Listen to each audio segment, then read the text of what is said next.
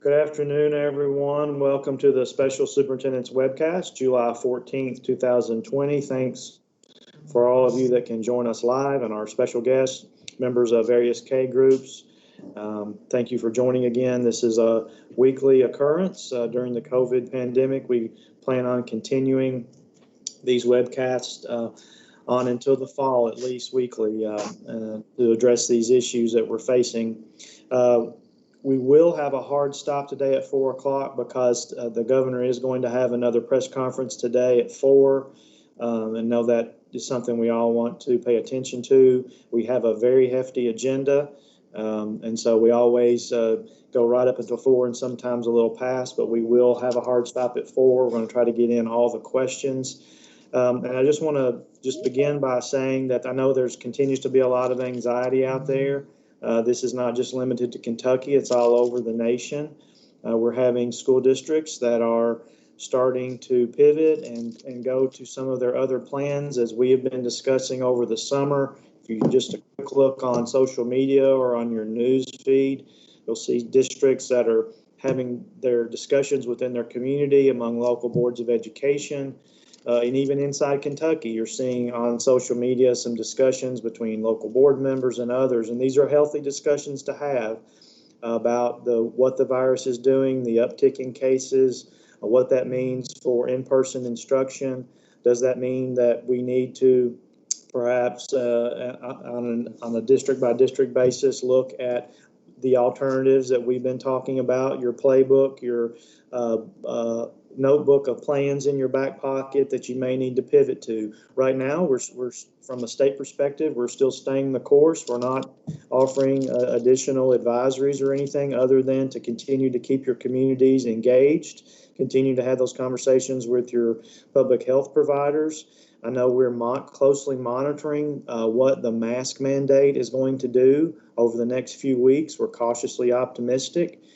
Just if you go outside, I'm in Louisville now. Sometimes I'm in Lexington. Most of the time I'm at our farm in Garrett County. That gives me kind of a good survey, and I'm just seeing anecdotally an uptick in wearing masks, and I hope that's good for us, because the more that happens now, that should translate into the reduced number of cases. That bodes well for us going back in person. However, there's still cases and an increase out there, and in parts of the state are worse than others.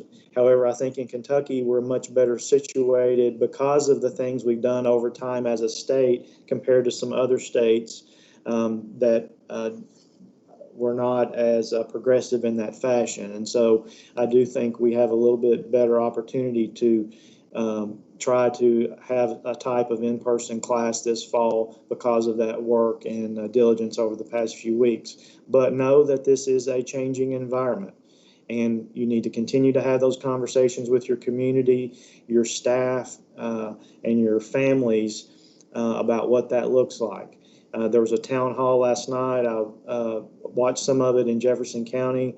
I know other districts are having similar types of ways for feedback from the community. We encourage you to keep doing that, whether it's through surveys or social media, to hear from your communities as we continue to address this, and it's an ever-changing landscape. So I wanted to provide that overview, and I know that will also probably cause some questions, and we welcome that. And of course, we'll close out today's webcast with, as we have been doing traditionally, with an update and question and answers and discussion with our friends from public health. But right now, we'll start out. I think, Tony, you're starting out with a communications update, I believe. Yep, that's correct. Let me go ahead and share the PowerPoint here.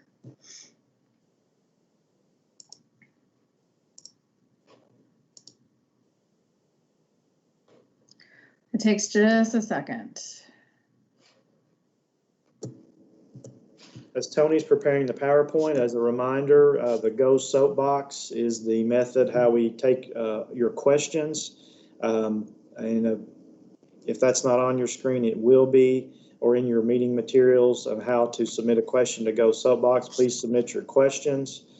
and we will do our best to answer them. And I believe we also have some follow-up questions to answer from last week that we will address towards the end of the meeting. Tony? Yes, can you all see my screen? Yes. Okay, great. So last week we welcomed most of our new superintendents, and as we knew we would, there was one on there that we skipped, of course, and we, not by purpose, we just knew that with everything, with staffing changes changing. So we would like to welcome Chad Molly with Erling-Gralsmer Independent School Districts. He is one of our newer superintendents, and there you can see the rest of our new superintendents that are joining us for the new school year. This will be our last 2020 Commissioner Search update. There you can see the timeline that we followed. As you are well aware, I am sure, last Friday, the Board of Education selected our next Commissioner of Education, Dr. Jason Glass. He is a Kentucky native, grew up in Brandenburg, and has some K-12 experience here in Kentucky. He is currently the Jeffco in Jefferson County, Colorado superintendent. If you want to read more, we have a full feature story that you can use by clicking on that link at the bottom. And we have more information on our Kentucky Teacher website as well. As always, I always include a list of all of the KDE guidance that we have issued for reopening our schools. Since May 15th, we've been releasing weekly guidance documents to all of our superintendents and districts and regarding opening our schools for the 2021 year. Our goal here is to provide support to you as you are figuring out the best ways for you and your communities to reopen your schools. And so you can always, on these PowerPoints, find direct links to every single document that we have provided. And that, as you will see later today, we will be talking about the academic reentry stage 2. And next week, we will be getting into the area of special education. Tomorrow, I believe tomorrow is the last day for the Kelly Award. And I really encourage you to nominate somebody in your community who has had a very strategic, great partnership between business and school. Right now, we have 12 nominations. So I don't think that we've had any more nominations come in from last week to this week. So you have another day to submit a nomination for the Kentucky Board of Education Kelly Award. I'm very excited that within the next day, we will be releasing our 24 Teacher Achievement Award winners. As you know, this is the precursor for the Kentucky Teacher of the Year Award. So even despite the pandemic, we will be able to release the 24. That'll be 8 elementary school teachers, 8 middle school teachers, and 8 high school teachers. And that should be coming out sometime tomorrow morning. And the other thing I wanted to mention before we go over to Medicaid is in addition to the superintendent shout outs, we have unveiled today our first superintendent feature on Kentucky Teacher, and it's with Russellville Independent. So every week we will be doing features on Kentucky Teacher, and so be sure to check those out. And with that, I will pass it along to Robin Kinney and others that will be presenting on Medicaid. Thank you, Tony. If I can take just a minute, I know we do have a really packed agenda. I wanted to just give a couple of announcements. Tony had shared with you sort of the COVID-19 KDE webpage that did have guidance documents. I wanted to make sure that I called your attention to some fairly new guidance that has been posted by one of the non-KDE resources. And that is a guidance document entitled School Reentry Consideration, K-12 Physical Education, Health Education, and Physical Ed, which was provided to us through Shape America and the folks at Kentucky Shape America. It is out on our COVID-19 webpage. And just like we have other materials that we post, we know that you have some physical education staff that might be interested in that. So I just wanted to call that to your attention.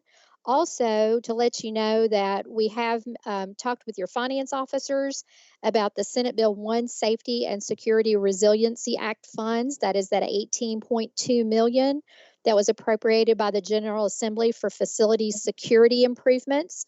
We did have a briefing with your finance officers last week on that. And we have shared the 7.4 million allocations for those mental health providers. So just wanted to make you aware that those are moving along, as well as the very exciting news that we shared last time about our thermometer distribution in partnership with the Department for Public Health and the Transportation Cabinet and Kentucky Emergency Management. So all that information is posted out on our KDE website. Just wanted to kind of make those announcements so everyone is aware of all those opportunities for your local districts. We are going to talk today about school-based Medicaid and expanded care. Again, trying to share with you any information and opportunities from a funding perspective that might assist your local school districts. Expanded care was formerly known as free care, and so you may have heard it talking about that. But as Tony mentioned, we do have several new superintendents and thought it might be a good opportunity for us to briefly kind of revisit what expanded care is, how you can access it, and reporting and reimbursement. So I have with us today Commissioner Lisa Lee, unfortunately could not join us today, but Director Lee Geis from Medicaid is with us. And then from the Office of Finance and Operations, Stephanie O'Connor and Lindsay Kimbleton. And I'm going to ask Stephanie and Lindsay if they'll walk us through the PowerPoint presentation today. And then, of course, on the backside, we'll entertain questions. So Stephanie, if I can turn it over to you, please.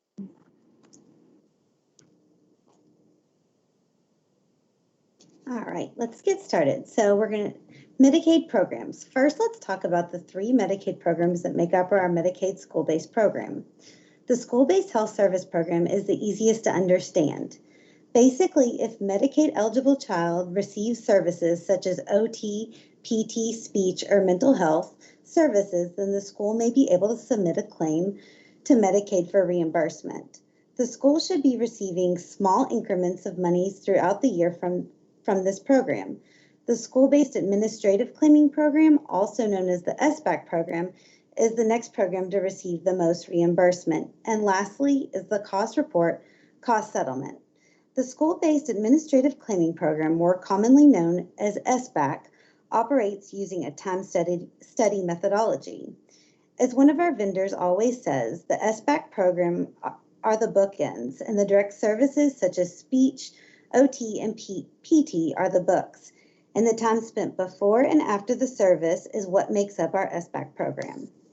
This program allows the schools to get reimbursement for administrative activities such as Medicaid outreach, Medicaid service program planning, and policy development. Just remember, this program provides school districts with quarterly reimbursement. Lastly, the cost reporting, cost settlement started with the 2008-2009 cost report. This annual process ensures that the schools and the Department of Medicaid Services settle the cost. The cost reporting cost settlement is the final piece of the puzzle and ties everything together.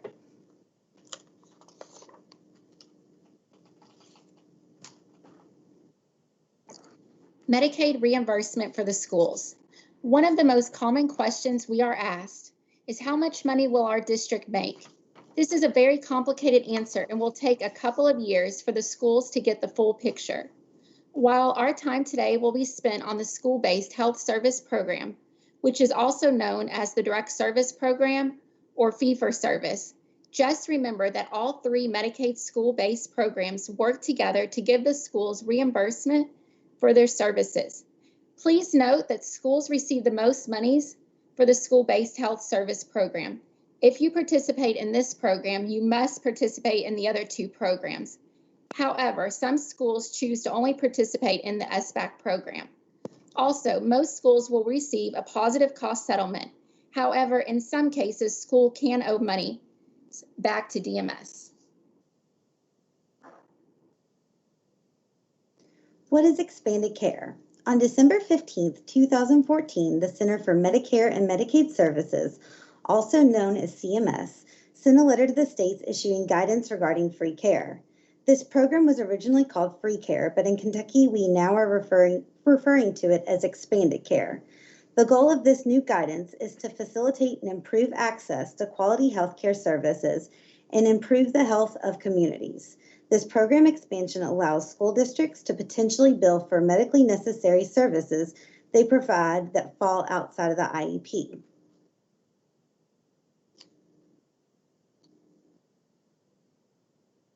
What does this mean for Kentucky?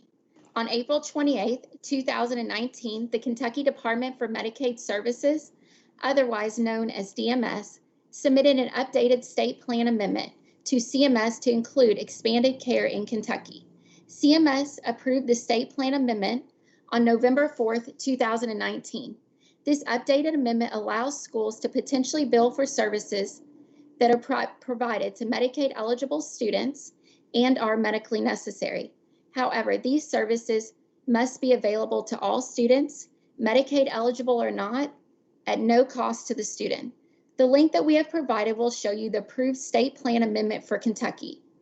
In order to participate in the expanded care program, schools must include it on their KDE annual application and get the dual parental consent signed.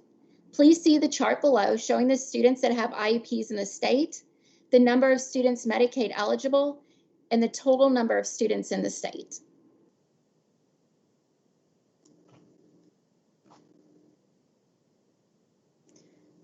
Basic billing requirements. Several requirements must be met before a school district may request reimbursement from Medicaid. First things first, the child must be Medicaid eligible. Just remember, kids go in and out of Medicaid eligibility all the time, and it's best practice to get a signed parental consent on all students. For traditional IEP program, the service must be listed in the IEP. In this case, the IEP deems medical necessity. For expanded care, it must be considered medically necessary. Finally, make sure the practitioner is on the KDE SBHS annual application and is not being paid 100% federal funds. If a practitioner is paid 50% federal and 50% non-federal, then only submit the non-federal portion on the cost data sheet to billing agents. Also, this program will not affect Medicaid services that are provided outside of the school setting. For example, Johnny can have speech therapy today at school, and he can also receive speech therapy at 5 p.m. tonight, as long as both are medically necessary.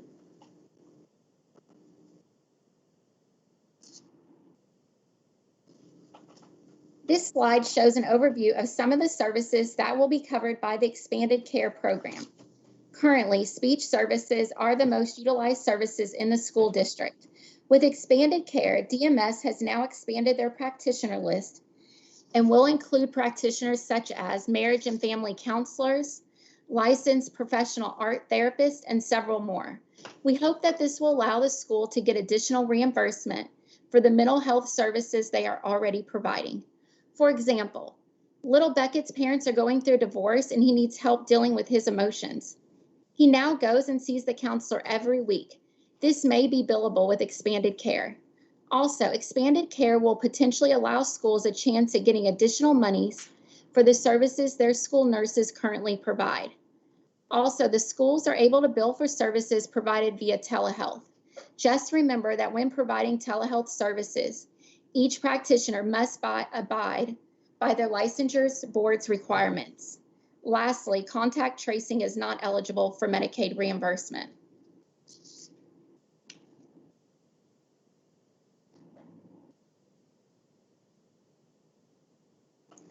Caution: be cautious of contractual agreements.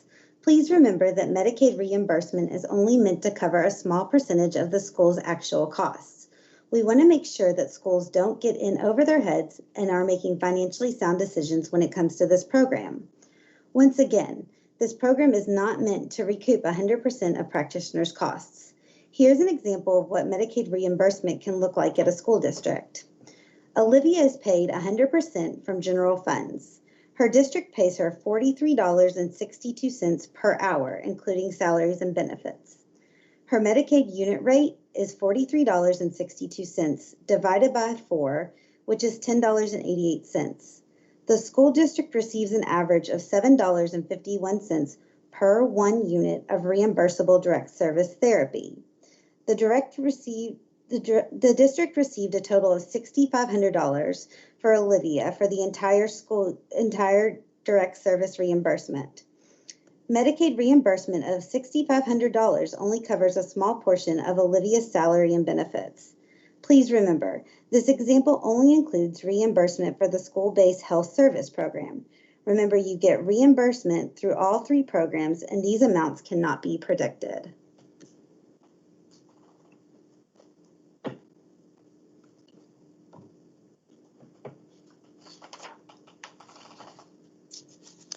Thank you, Stephanie and Lindsay. That concludes our presentation on Medicaid Expanded Care. We do have folks here from the Cabinet for Health and Family Services, Department of Medicaid, and we are happy to take any questions at this time.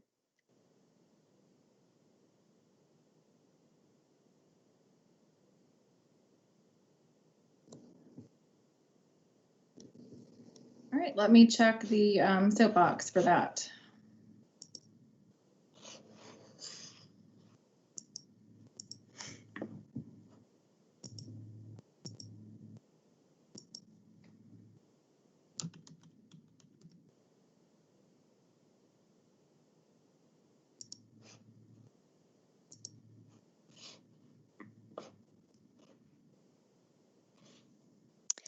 And Tony, if we don't have any questions at this time, if you wanted to just move along, we'll stay on the call through the duration of the webcast today and be available for questions later.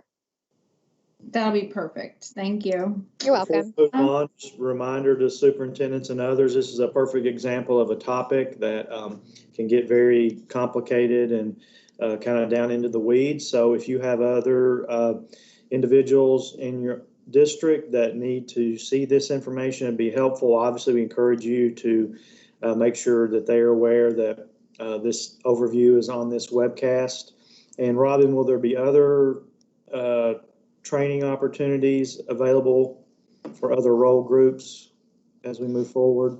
Commissioner Brown, we have already started training with the local school district staff. So in May, there was some training already provided to the district staff that most closely align with this work. However, I would encourage your staff, if they have any questions, they can certainly reach out to my office, the Office of Finance and Operations, and talk to Stephanie or Lindsay, and they'll be happy to help.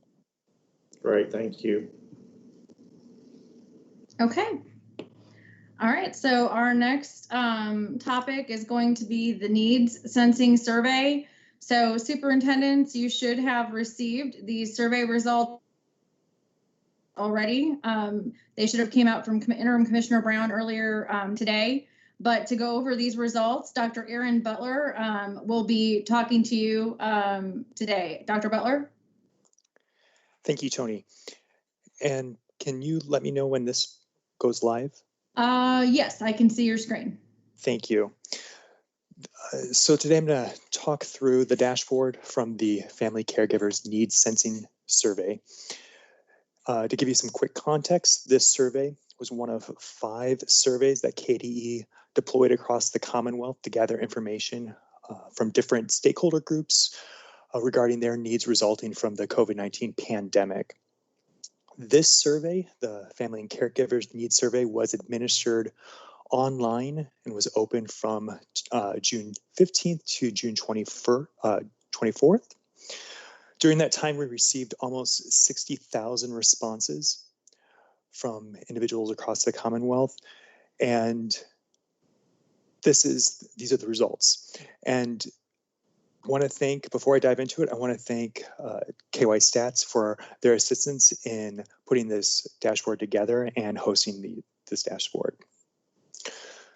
The Family and Caregivers Needs Survey was broken up in various sections. We asked questions regarding access to technology, needs relating to student challenges, student accommodations, caregiver challenges, and the upcoming school year.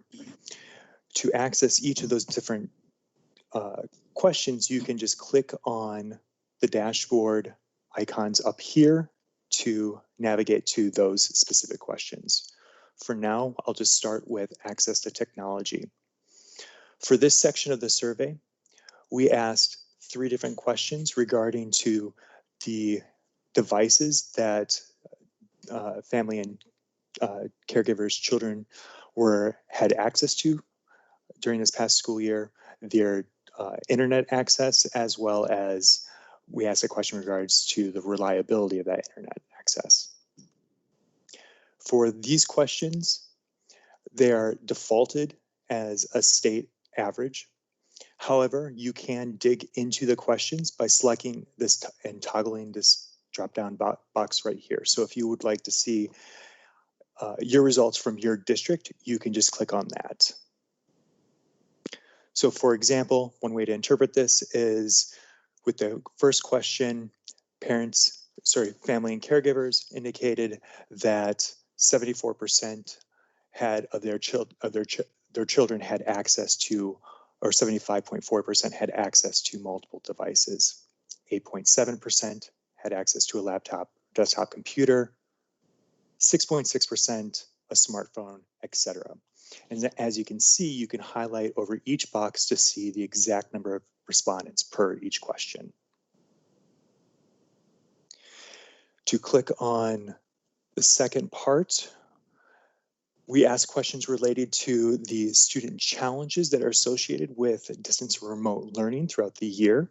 These could be varied from managing stress, workload, completing assignments on time, etc., as you can see down here.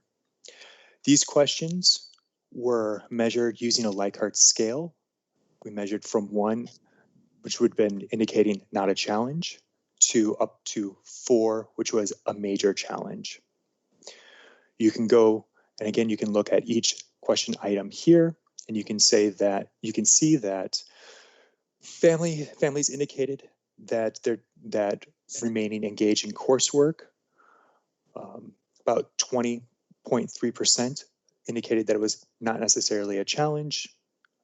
You can go all the way to 31% indicated that it was actually a major challenge. And these are of respondents. You can see the number here is an average, overall average per that response. With this series of questions, you can toggle by grade level from pre-K kindergarten up to multiple grades or no response. You can look by district, and you can also toggle by if a student was part of a special population, and that was an indicator of students that either had an IEP, a 504 plan, was part of the gifted and talented program, or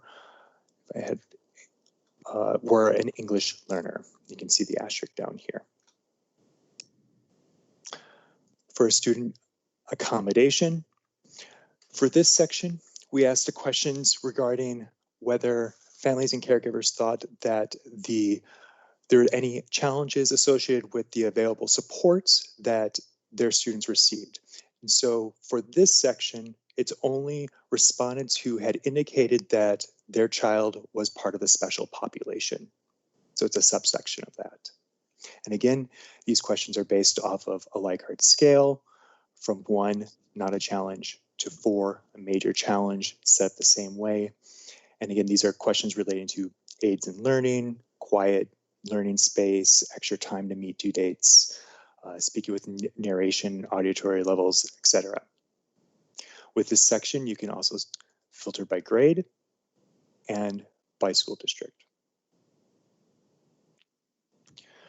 For our fourth section of the survey, we ask questions regarding to specific challenges that families and caregivers may be experiencing at the home.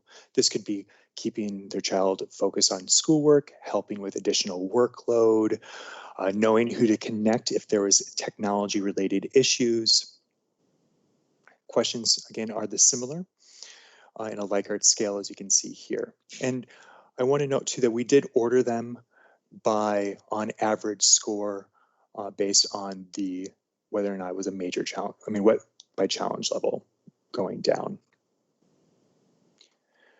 And then lastly, for our final section, we asked questions that are related to the upcoming school year. And these were questions that geared with food service, disbursement, transportation, returning to school.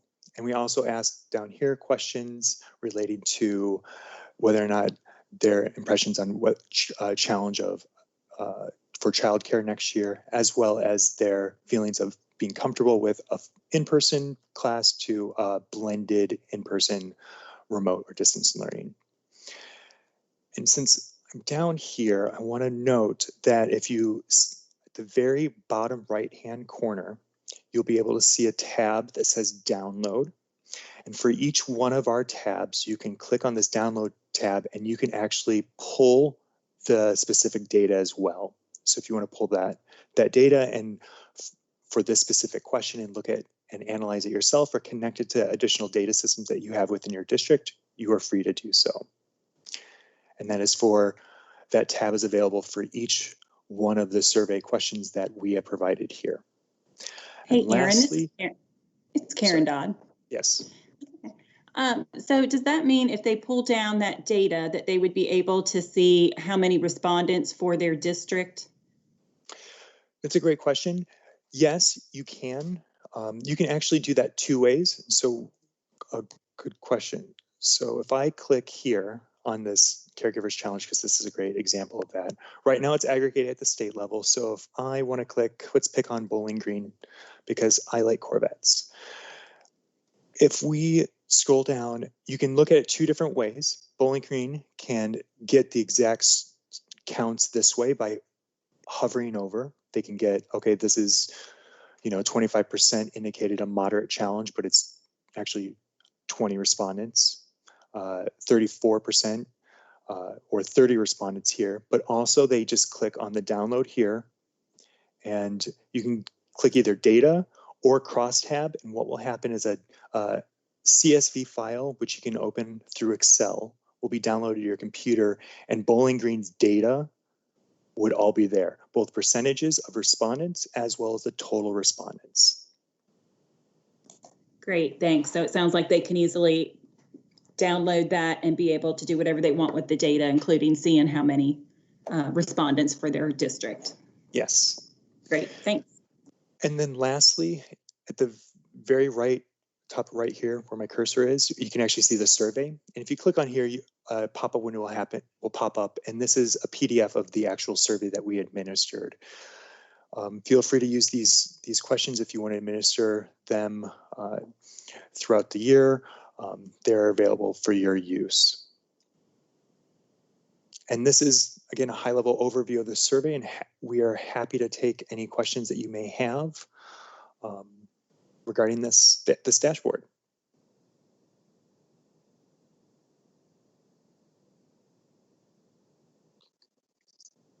All right, so I think one of the first questions that they had was, can they see the number of respondents for each district for the survey? So we just went over that, Tony. Yeah, they should Right. be. Can you share that with them so that they know? We're gonna try to. Do you want me to answer that, or I was just gonna see if you all could answer that for them? Yeah. So how it will be kind of aggregated a little bit differently. I believe each aggregate is based off of the question. So I'm almost positive we would have in this tab right here, if they download this data, they should be able to pull their total respondent and count. But one thing to note is through each of these questions here, it's based off of the respondents that indicated that question. And so again, if you go down to Bowling Green, this count would be based off of Bowling Green respondents that gave an answer for this question, this specific question. Okay. All right. So the next question that we have.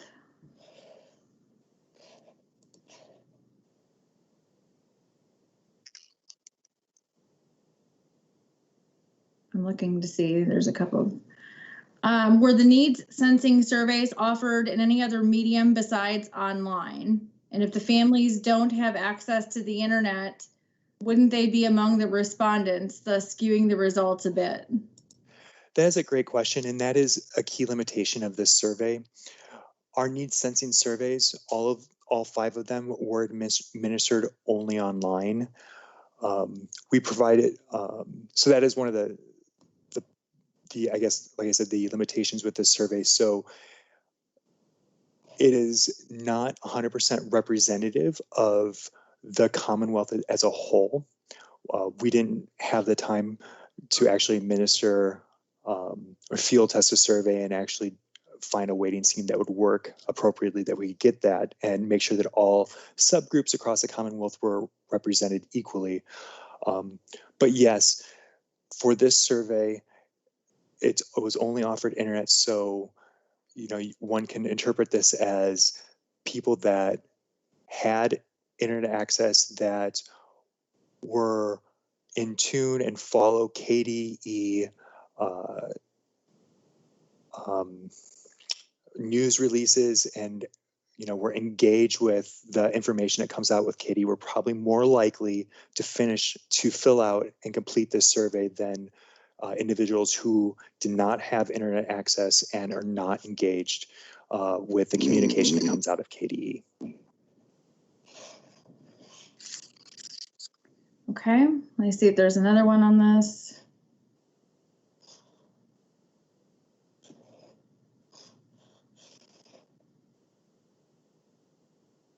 I think that's all I see on the need something, sir. Well, let's see. Nope, I got that one. I think that's it for this one for now.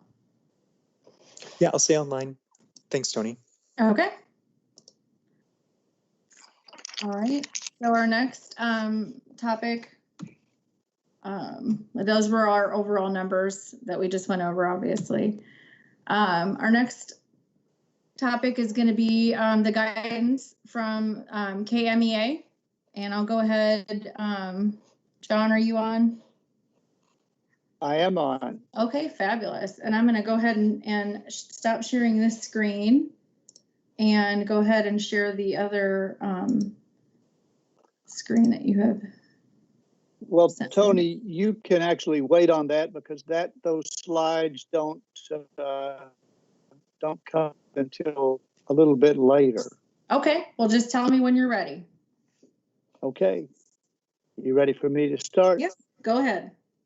Well, first of all, thank you, Tony, for thinking to invite me on a couple of weeks ago after you got our documents and they were approved by the Department of Public Health and the governor's office as well. And I really appreciate the help that Kevin Brown and Julian Tackett and Robin Kenny and Dr. Connie White all gave toward this. It was something new for all of them and for us too. So as we've tried to apply safe practices to these particular situations that concern with instruction, this has been really great. So the underlying purpose of the KMEA guidance documents is to describe the safest way to deliver music instruction, whether that's indoors or outdoors, because music is important in the lives of kids. And this is for a number of intellectual and expressive and social and emotional reasons. And nobody thinks that providing music to kids under the current circumstances will be easy. It's going to be tricky. But of course, everything is going to be tricky and difficult. So music teachers are a determined bunch. And we hope that administrators will work with their teachers and partner with them toward giving the kids a musical outlet. That's why we wanted to provide these documents so that people wouldn't just throw their hands up and say, there's just no way. Music is sometimes a thing that just keeps the kid coming. And schools that elect to delete band require orchestra programs scheduled this year just to make things easier, they're going to delete the main connection for some of the students. So the KMEA is devoted to continuing operating in the crisis management mode that's been imposed on things until it returns, till things do return to normal. And it's Tony that, it's going to be a long, and we know that, and we embrace that challenge. So our marching band document is unrelated, and everyone should understand, to whether a band competes or not. It's simply about doing that marching band thing, the same thing that a band does, whether it elects to go to contest or whether it just marches at the home football games, local parades. So our document that was approved puts us now in our phase 3, where gatherings of up to 50 individuals are considered to be acceptable, indoors or outdoors. And we continue to recommend no carpooling to or from rehearsals to limit the close proximity for an extended time with kids who do not live together all breathing the same air. We don't want that. A distance of at least 6 feet is still recommended, whether under instruction or not. Equipment should not be shared. We need to stay safe from the aerosol spread and contact contamination in case anybody in the group, the band, is unknowingly infected. So we've been afforded no guidance that allows groups of greater than 50 together. We all gather that, which is a problem for many bands. Rehearsals and performances can be designed to maintain 6 feet between the performers. There should be, we believe, less risk than a crowd of greater than 50 in situations involving unpredictable movement, such as a festival, a market, or contact sports. And I don't think Dr. White has been able to turn up any opinion about that sort of thing. She and I have conferred about it a little bit, but we can only recommend what appears to be low risk. Anything from the governor's office so far says only 50, and so that's all we can say. I have received several questions recently about the KHSAA 6-hour recommendation for each student, only a maximum of 6 hours in conditioning for athletes, except for golf. And as to whether KBA recommended that for bands, I got calls on Friday, I think in the middle of the KHSAA planning meeting, I got a phone call from a Western Kentucky principal, and I understand that. So he said, is KBA going to do that for bands? And I said, well, when you heard about it, it was the first I heard about it. So I'm just trying to figure that out. We are working on that.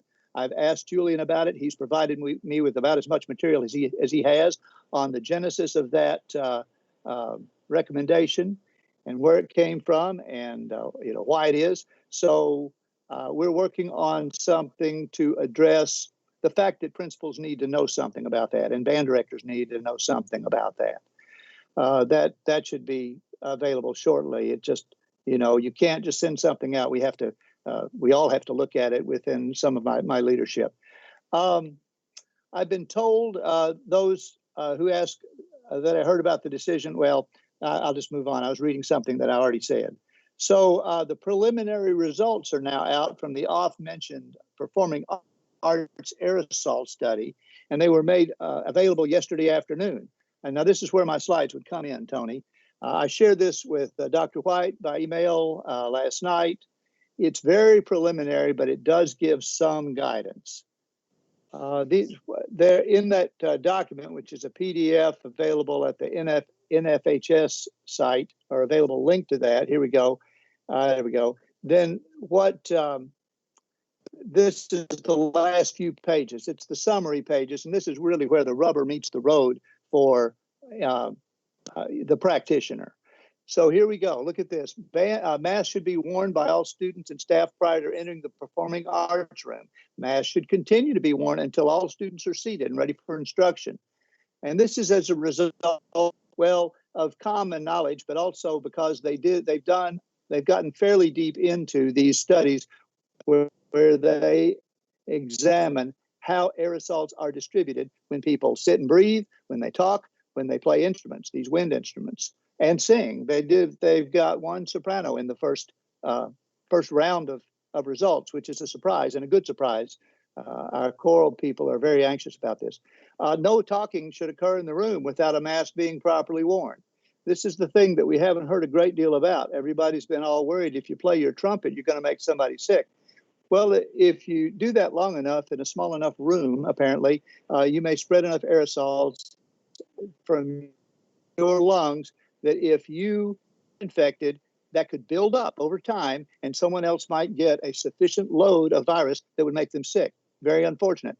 Talking can do the same thing. This is why people are so concerned about bars, because everyone's talking, the music's loud, and they talk loudly. They spread a lot of aerosols. So next thing on the bullet here is, when possible, a mask with a small slit for the mouthpiece access should be worn while playing. I'm looking forward to seeing some models. I kind of envision possibly a Velcroed slit with a flap on it, so you can pull that down and then you're breathing through cloth again, but then you can easily flip it up put your mouthpiece to your mouth and play your horn. That sounds ingenious, and we're going to watch for some ideas about that. What's this next one say? Instrument groups where masks cannot physically be worn, the mask should be worn over the chin and replaced during periods when the students stop playing. No talking without a mask. So they're talking about, of course, Oops. right Sorry. there, right by the face. And when you pull your horn down, you pull your mask up. So here's some general considerations about HVAC systems. They've looked at all that because the air exchange in a room is really important. Now, this is true of classrooms the same as it is for band rooms and choir rooms, but it's just something that they've put in this study that's actually sort of instructive, I think, to all teachers once they look at this kind of thing. That's a little technical, Tony. We should probably just pump on to the next slide.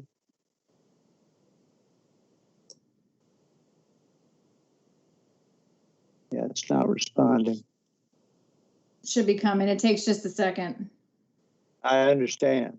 You want the open tent one? I think so. I've got them printed out here. Let me see what's next. General consideration. I'm looking. Yes, I think the 10th one would be the good one to go to now. Okay, it should be up. Well, it's pretty simple, and I'm sure it'll come up in a minute. They just have a picture of one of those open-sided tents that you might have a family reunion under, or maybe a wedding or something like that in the out of doors. And it says here, an option to indoor poorly ventilated space might be an open-sided tent. Now, this is true for music instruction. This could be true for all sorts of classes. If you're saying, well, out of doors, but the sun's too hot in September in Kentucky, if we could come up with a rent a tent for a while, that's just an option. There they go. This does not allow sunlight or vertical mixing effects, but it does reduce the sun exposure to students. So it's just a compromise. The sunlight seems to be good. Ultraviolet seems to kill the virus more quickly. Wind is exceptionally good because it just dissipates the virus, and you can sit there for a long time and not gain a significant load. I didn't know how to spell aerosol a few months ago, and now I seem to know a great deal more, as we all do. So the next slide, please, ma'am. And this one just has a few guidances while we watch for it to come up. There's a link in this to the guidance page, which now has a link to this study results that were just revealed yesterday afternoon. It says, additionally, bell covers are highly recommended as masks for the instruments. Multi-layered high denier nylon material it talks about, and what they had is just pantyhose material stretched over the bell, probably not stretched too tight, over the bell, maybe a couple of layers. Trying to find out a little more detail about that. But that actually mitigates the aerosol distribution very well. They've shown through their test in these aerosol laboratories, where this is the kind of thing they've been studying for years. So if you don't have it, a plume of aerosol comes out of the bell of the instrument, not vigorous, but significant. And if you put the nylon mesh over it, that doesn't happen. So they're pretty excited they found that. Woodwinds are trickier. We're still looking into that. There's even some talk of putting something over the end of the flute, and maybe some different bags to really make it safe that you can put over the instrument. We'll see. Outdoor rehearsals are best practice. Indoor rehearsals using CDC guidelines plus bell covers may be considered. And there's another slide, but it's not particularly significant. You can start to pull that up. So the NFHS is developing a web-based tool specifically for music applications. So that should, by the end of July, we should have that. You should be able to put in some things like, size of the room and air exchange, if you know it. Older buildings, that's harder to assess. The number of people that are going to be there, what they're going to be doing. And you can do things to minimize risk without just completely deleting the activities that are pretty important to the social emotional health of the young people. Tony, that's really about all I have in terms of presentational. Okay. Well, I'll go ahead and look and see if they have any questions for you. Just give me a second so I can switch over to the soapbox. Let's see.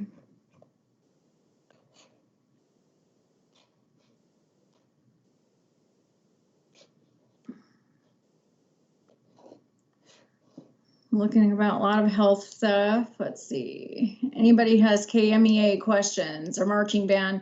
You're definitely a big topic. So hopefully they've all read your guidance. Well, I'm just glad that we're a big topic, not because we necessarily did anything wrong, just because our marching bands at least start early, and so it's on people's mind. But yes, I know Julian has told me that superintendents have asked him about band, and he's just said, got to ask John, That's right. That's right. Are you able to stay with us for most of the rest of the webcast, just in case there's a couple of questions that come in? I'd be happy to. Great. Well, thank you very much. I appreciate that. So we'll move on to the next topic. Oop, that was the wrong slide. That was the same one I was just on. Sorry about that, guys.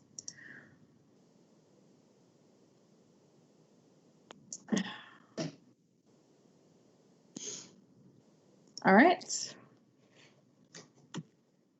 We're going to move to the new guidance document that we have released this week. And for that, we will turn it over to Krista and Misty. Thank you, Tony. So we have just released our new Stage 2 guidance. And if you recall, about a month ago, we released our Stage 1 guidance for academic reentry. And really, this guidance was a process for teachers to use to first analyze what they were able to actually teach last school year, then to tightly align their curriculum with the Kentucky academic standards, and then using those two pieces inform the decisions they would need to make when making modifications to their upcoming curriculum for this next school year.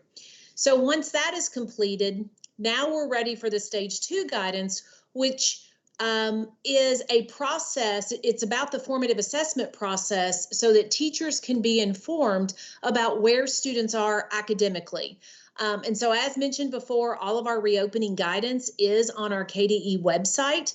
And so right now I want to invite my colleague, Misty Higgins. She is our professional learning coordinator, to just do a high-level overview of what is in this guidance. And that way you will have that information to share with your building principals and your teachers. And Krista, can you see my screen? Yes, I sure can. Perfect. Well, thank you all for letting us join today. And like Krista said, we just want to give kind of a high-level overview, but I do want you to kind of understand the rationale for why we are really focusing on formative assessment. And we know that as we move into this fall and we take a closer look at teaching and learning, now more than ever, it is so important that we are using evidence-based practices that are grounded in the research that we know can improve student academic achievement, because we don't really know what the fall is going to look like. We don't know how much time we're even really guaranteed with our kids each day. So it's so important we make the most of that time. And so formative assessment is one of those evidence-based practices that we want to make sure we're using with students. And in addition to that, formative assessment is really about helping students understand and teachers assessing where students are in their current level of understanding in relation to whatever the learning goal might be for that lesson or series of lessons, and helping students to close the gap between that current level of understanding and that ultimate learning goal. In a typical school year, we know that students come in with sometimes some gaps in their understanding of where they're even starting from with a particular learning goal that's tied to the standards. Well, because of the remote learning that we had this past spring, those gaps may potentially even be wider for our students. So formative assessment, when done well, allows the teacher to really keep their pulse on the minute by minute and the daily happenings in the classroom of where students are in their understanding of the grade level standards and where they need to go next.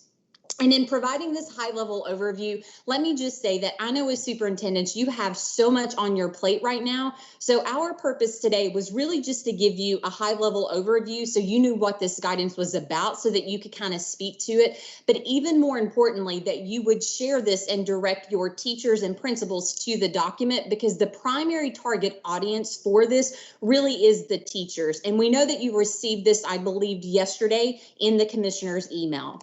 And in providing that overview to you, one of the best ways we can do it is to show you this visual that we created that basically forms the foundation of all of the work around formative assessment in this stage 2 guidance. And one of the things to point out is, like Krista said, formative assessment really is a process, and you can see that by the design of the visual. It's not just something that happens at the end of learning, it's ongoing while learning is occurring.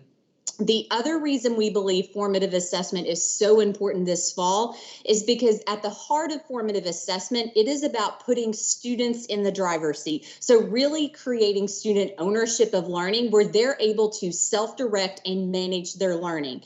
And given that we do not know what this fall is going to look like, how often students might be in the face-to-face setting, how often students might be in the virtual setting, now more than ever, we need to equip students with the ability to really kind of manage their own learning.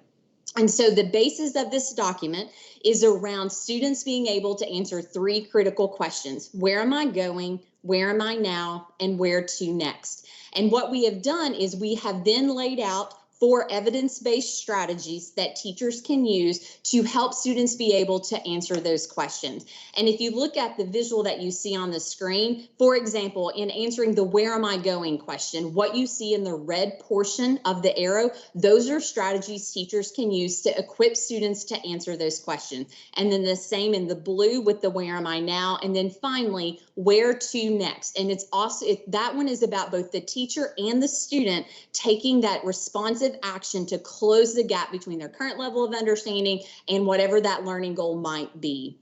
And so when we look at those 4 strategies, the 4 strategies that we focused in on: clarifying and sharing learning goals and success criteria, eliciting evidence of student understanding, providing feedback, and that particular strategy is specifically looking at teacher to student feedback, and then finally using peer and self-assessment, again, all about developing that student ownership. And all of these are evidence-based strategies that in and of themselves help impact student achievement in a positive way, but combined together, we really are making the most of our time with students. So within the guidance document, for each of those 4 strategies, we talk about the importance of the strategy. So what does research, just a quick synopsis of why is this important? What does the research say? Then we provide them with tips and insights for implementing that strategy. So really, what do they most need to know to successfully implement and utilize that strategy with their students? And then finally, considerations. And in the considerations, we know that as you looked at those 4 strategies we just talked about, that maybe that's already commonplace in your school in the face-to-face setting. But based on feedback that we heard from educators, it was all about how do we really transfer then and utilize those in the virtual setting. So underneath the considerations, where applicable, we did include possible ideas of ways that they can apply that to the virtual setting. So very specific, concrete ways to really implement those strategies in the virtual setting. And in addition to the guidance document, we created 3 additional videos to support educators as they go through that document. Each video is looking at different portions of the guidance document, and in that we provide the overview, but we also make a lot of explicit connections to our current situation and how important this idea of formative assessment is, and really what they can do to implement that both in the face-to-face and the virtual settings. Because at the end of the day, this is about really helping to equip our students with what they need to be successful academically and manage their learning regardless of the setting they may be in this fall. And so, Krista, I'll hand it back over to you in case people have any questions. Thank you, Misty. And I just want to reiterate that with this guidance, as Misty said, much of this guidance, you may already have this occurring in your schools, but in each piece of this, there are the considerations for the distance learning or the virtual piece, as that is a very likely scenario coming up. So how do we provide some of this same aspect to our students that we've done in the past in a face-to-face environment? How do we do that when it is virtual? So Tony, I believe that is the quick overview of this guidance that was released. Okay, sounds good. And then our next item is going over to DPH and our friends, Dr. White and Dr. Meserly. And really all we have with that is just going to be answers to questions. So I'll just go ahead and open up our soapbox and start with our questions and answers, unless Dr. White, you have anything you'd like to share with our superintendents. Is there anything new you'd like to share with them? I do want to bring up the ventilation was mentioned earlier today. We are having a class with Eastern Kentucky University that should be starting pretty soon, where we'll be doing some training of not only our public health environmentalists, but we're also arranging for some Kentucky Department of Education staff to be trained on ventilation. That's not something a lot of us have an expertise on, and some of us have no expertise on. And so we're hopeful that this class will be something that we can do with some of the higher level inspectors and whoever else it seems that needs to have this training. And I'm hoping that it can be more than just a couple of classes, but it's something we can do on a longer basis so people get comfortable with all those ventilation questions. Most of them just kind of make sense. And so that I think the answers that were given today made good sense, but I think it will be helpful for some of us to have some expertise so we can be a reference for schools. I did want to, and I know we've talked about this, but I did want to remind everyone, I had a couple of questions this week, is are we still requiring vaccinations for school starting? And yes, we are. And we know in Kentucky we're behind, as other states are, on kids being up to date for their vaccination starting school. And I'm stealing Dr. Meserly's thunder because she's the branch manager of immunizations, but we aren't planning any kind of delay in that. Last year, our flu season started so early.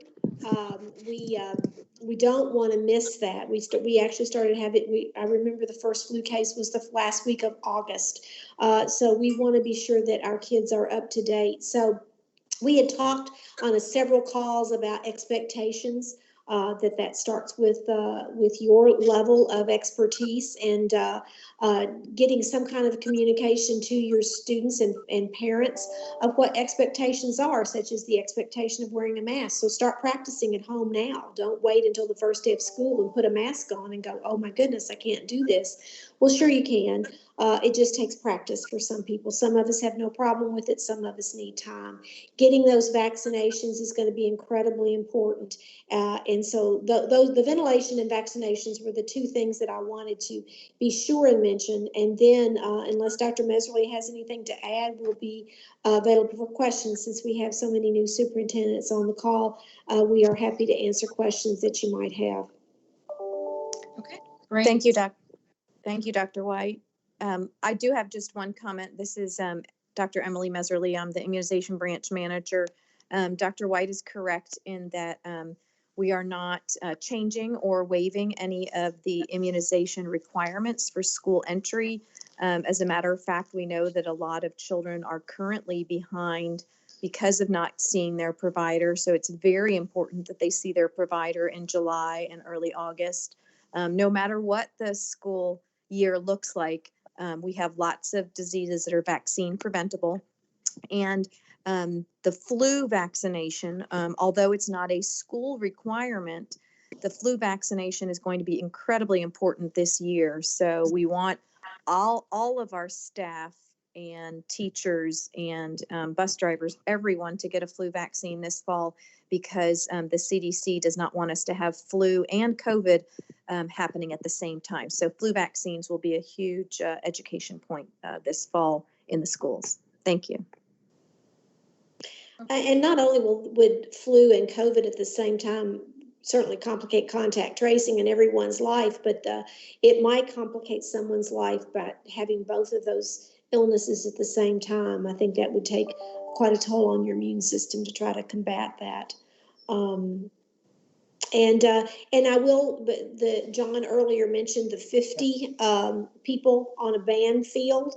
We are trying to get some clarity from the governor's office that if you have a football team that has more than 50 participants and they're allowed to practice, would band fit into that same category? And we're certainly trying to get that clarification so John can share that with everyone else. Okay. And watch those videos that he was showing you, because that was just awesome, watching somebody play a clarinet with this bag over it, and how much that does block that spread. It was impressive. Tony, related to that, I think the Lieutenant Governor would like to make a comment regarding the mask issue. Yeah, go ahead. Great. Yes, thank you, Kevin.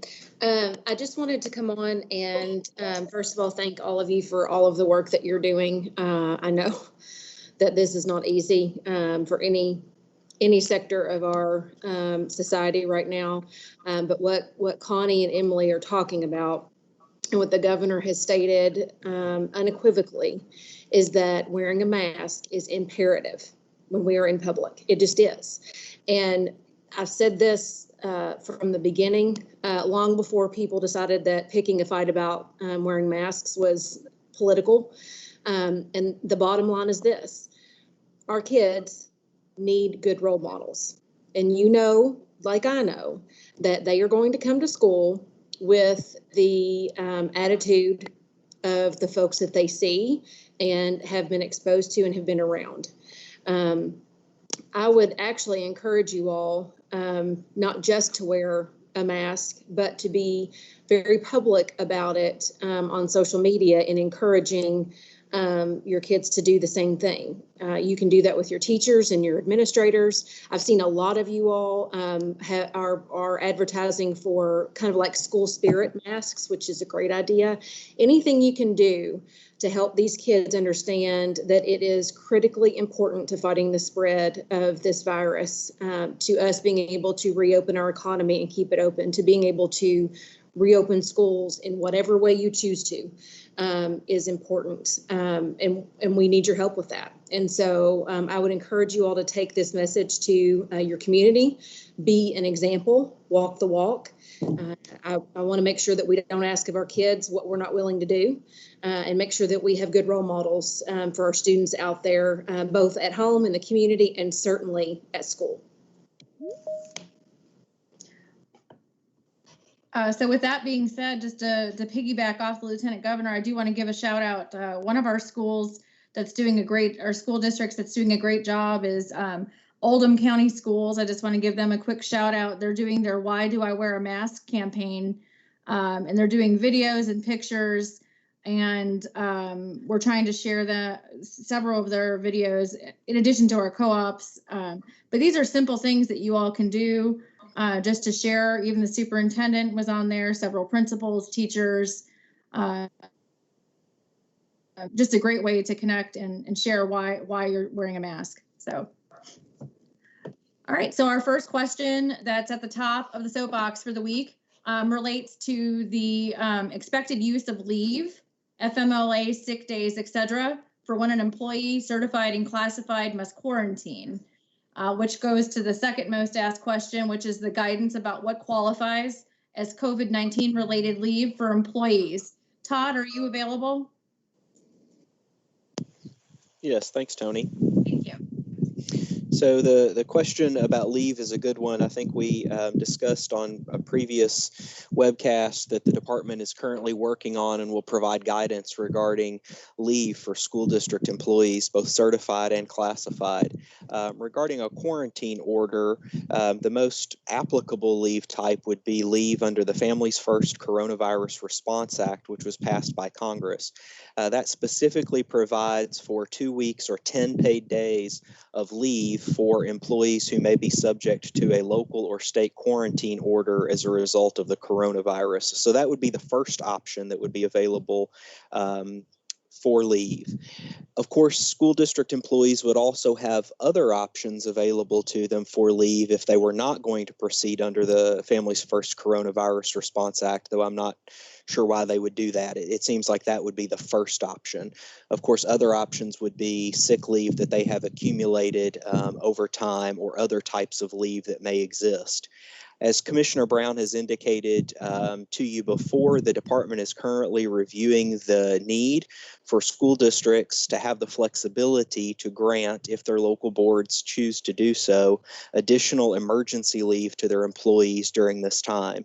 And the thought being that that emergency leave would be reserved specifically for use in instances that are specifically related to the coronavirus, not for other issues, but for issues where an individual has to quarantine either due to their own illness or the illness of someone in their home. Or they have perhaps just been exposed and been indicated that they should quarantine. So that's an item that we are continuing to work on and anticipate having guidance for you by early next week related to that. Hope that answers the question. I would add that, and we are likely to issue the emergency leave provision. I've talked today about that in recent days with the Lieutenant Governor about that. That would just basically be reinstating what was in Senate Bill 177. We are also looking into what I believe was a provision to another bill that was included in a House floor amendment, and we're checking on this, related to quarantine absences related to quarantine for school district employees, and looking into that provision as to whether or not that also needs to be reinstated. I haven't seen that language yet, other than having conversations with folks, so we're continuing to look at all of an array of those issues. Okay. This is going to be a DPH question. On Tuesday, Dr. Stack said to try to avoid staying in rooms with others for long periods of time, even with masks on due to the aerosols. Won't being in classrooms all day be unsafe? Well, certainly the more you can take kids to a recess time, you can take kids outside to eat. I was on the TAC call this morning, and there was a question about, can you take children outside for lunch while the weather's good? Yes, the more you can do that, the better. The more we understand ventilation, the more we can understand opening certain doors and improving ventilation so that that room is not a stagnant room. I think that was the point he was trying to make. We cannot make everything completely safe unless everybody just stays home in a bubble. So what we're doing is that's where mitigation comes in. So we're going to do the best we can do with what we've got. Some places have windows you can crack open and let a little air circulate around and for a few minutes, and then you close that window. A teacher this morning said he teaches in a classroom that doesn't have a window at all. How do you work with that? And that's where educating all of us better on the ventilation techniques will give us the best situation you can get with the working condition that you're placed in.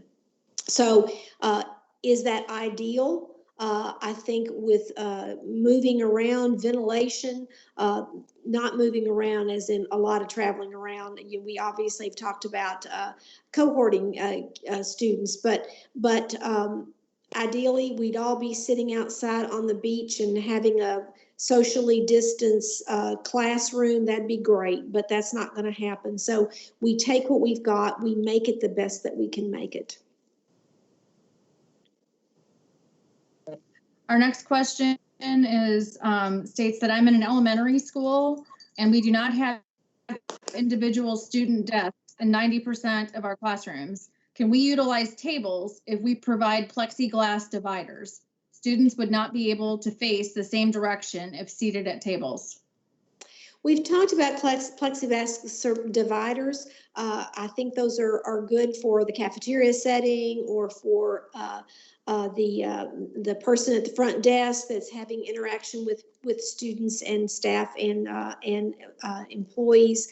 But we are very concerned about having a classroom full of plexiglass and the potential for damage, especially eye damage. When you've got all of these plexiglass containers and a bunch of children roughhousing around, the simplest thing is it's hard to keep them clean. Who's going to be responsible for wiping them down? The second issue is, will they be secure enough to not fall on someone? But the issue, the third one that keeps me up at night, is thinking about all those plexiglass containers and what that could do to a face. And so that is why we have not recommended that. Now you can separate them by a sufficient amount of 6 feet apart, depending on the size of the tables, but we would not recommend that for safety issues. Okay. Our question is, if a student refuses to wear a mask or wear a mask properly, can they be mandated to participate in the virtual parentheses if they do not have a disability or documented health condition preventing them from wearing a mask? I think that's a Commissioner Brown question. We've discussed this one previously. That is certainly should not be your first option, is to send them away from in-person to at-home learning.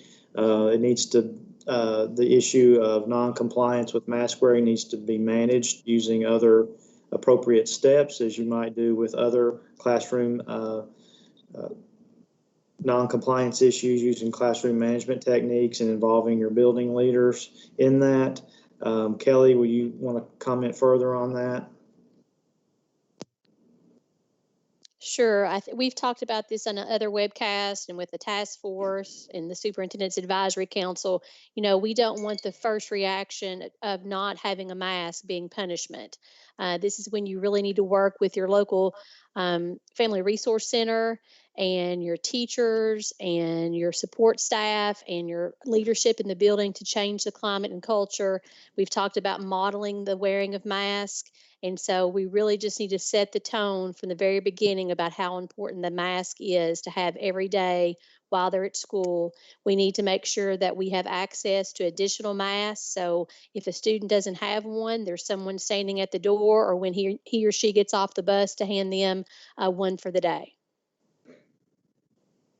And a comment that I've heard, just you said something, Kelly, thank you, that triggered. There was some concern about sanitizing masks. These masks need to be washed with soap and water. They don't have to go through any kind of special preparation. I come home at night and the first thing I do is take my mask off and scrub the makeup off of it, because that's usually what it's most contaminated with, and then lay that out to dry. So we want to be sure that parents, I read something the other day where a woman was saying, well, I can't go to the laundromat every day and wash my child's mask. That's not necessary. Soap and warm water, hot water if possible, is what that mask needs to clean it both inside and out. Okay. As we discussed earlier today in the Teacher Advisory Council, this is adhering to the mask requirements. This is going to take a lot of small things occurring in our society to help us with this. Everything from John Calipari having a mask on and being on TV, and members of the UK U of L basketball, football teams hopefully there'll be video here in a few weeks of them with masks on walking across campus or engaged in other activities. We know that some of the co-ops are developing public service announcements on masks. All of these things, while they sound small, the more our students see it being something that we're all abiding by, then I think it will be a little easier. You will always have those instances, though, as we all know, in your buildings where you will not have compliance, and you're going to have to deal with that. And related to that, an idea that came forth on the Teacher Advisory Council today was a video type presentation that might be able to be made available either through a co-op or through another entity in state government. And I don't want to, the best thing I can explain it is that, you know, like a video you might see when you're getting on the airplane about your seatbelt and your mask and everything, but obviously done in a way that would be age appropriate and somewhat entertaining to prepare students and families about what expectations are going to be during school, about using PPE, about the importance of it, maybe a little bit lesson about the science behind it. And so we're going to be reaching out to some of our partners about any types of messaging that you can have at your disposal to show to students and or send out through your various communication channels that parents may be able to watch prior to the school year starting. Yes, I think that's really critical, and set those expectations. The last thing you want is a child to walk into school and all of a sudden somebody slaps a mask on them and they've never worn one.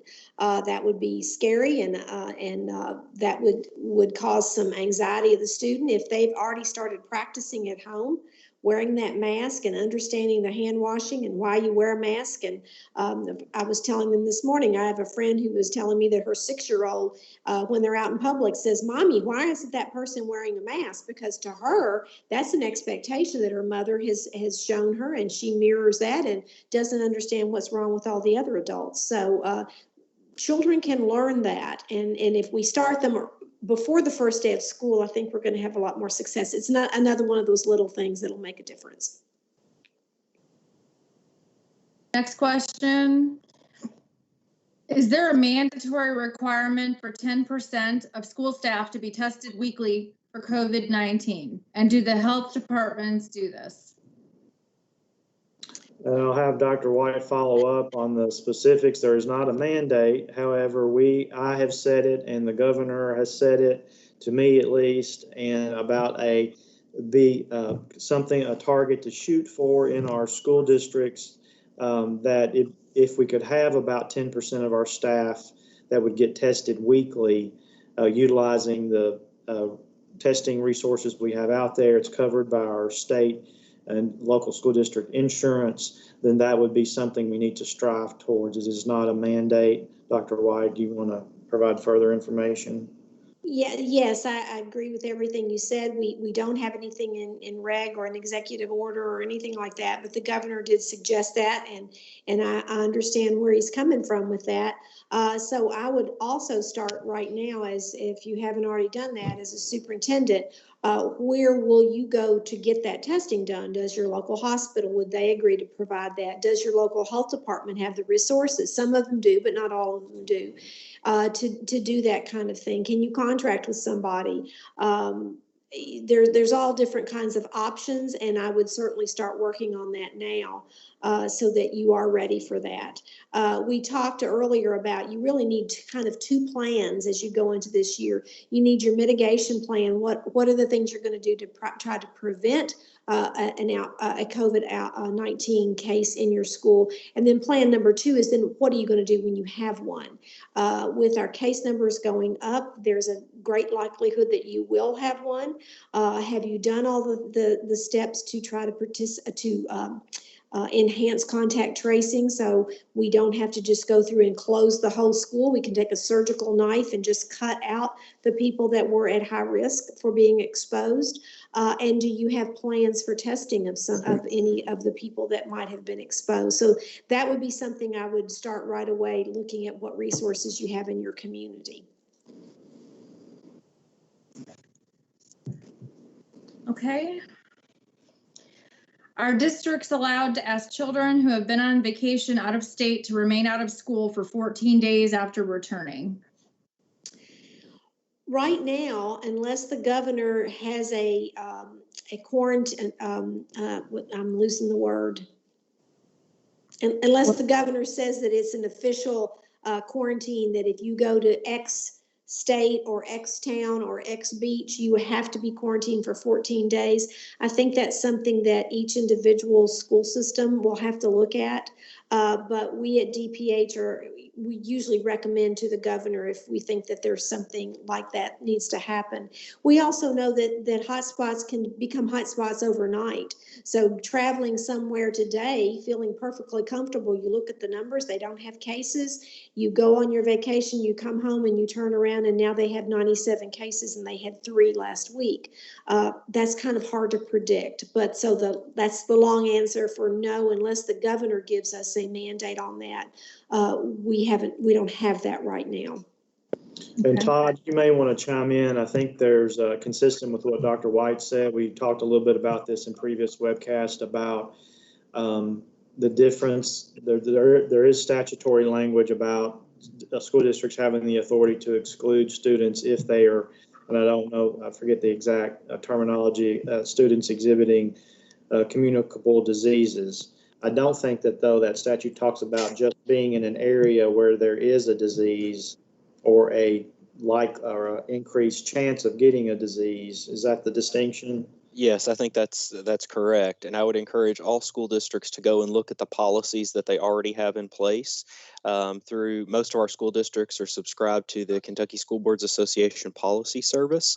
And therefore, most of you already have a policy on your books regarding dealing with communicable disease that references that statute that Commissioner Brown talks about, as well as provides some additional detail on procedures in how school districts will behave in the event that they're on notice through some type of, symptoms that a student is displaying, or when a student tests positive for a communicable disease.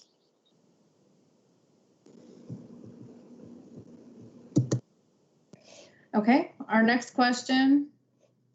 Do outdoor playgrounds need to be sanitized or cleaned daily or in between classes? This is Kay Kennedy. In my research for the facilities document, understand from the CDC guidance that only regular cleaning of playground equipment is required. It does not need to be sanitized or disinfected. And then with respect to the scheduling of that cleaning, if you have large number of children throughout the day who are rolling into that area, one right after the other, you might want to consider a spray type cleaner that you can quickly address that equipment so that it dries relatively quickly. But again, it depends upon the use, the high touch areas, and I would again get the recommendations from your local health folks, but from my reading of what's required at the playground is that it does not need to be sanitized or disinfected. Dr. White, want to add anything? Yeah, I think that the key word there is the high touch areas. I mean, you don't need to clean every single nook and cranny, but the places where most of the little hands go, and so those are the little hands that have been coughed into and then touched by the next child and then goes to their mouth and nose. So those are the places you want to focus on. Outdoor is helpful, sunlight is helpful, but try to figure out a way that you can incorporate that, like Kay said. Okay.